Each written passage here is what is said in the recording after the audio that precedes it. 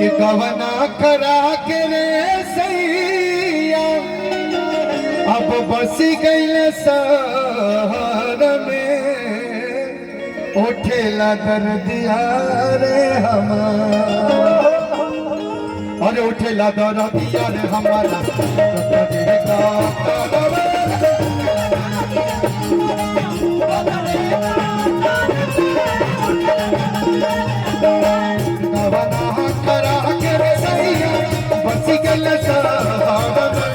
उठेला दर्दिया रे हमारा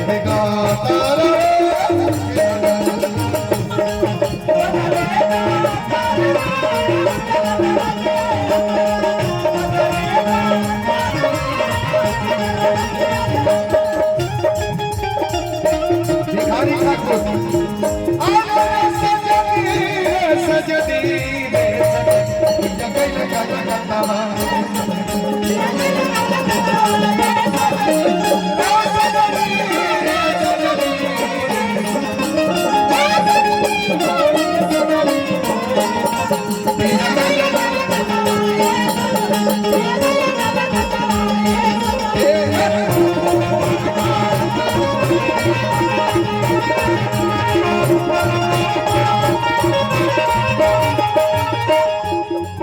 विजय यादव जी की तरफ से 100 रुपये पुरस्कार स्वागत बा अभिनंदन बा सती के बन से दुआर भागल सती के भागिया में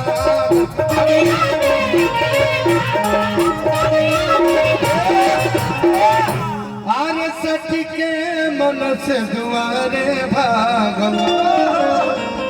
भागिया में गया बोला तनहरा के बांधल चलिया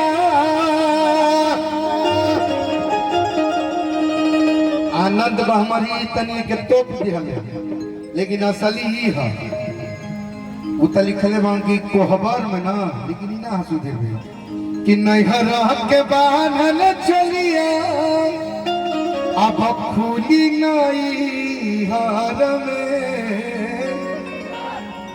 आनंद बिछल भर कटा अरे डहरे डहर में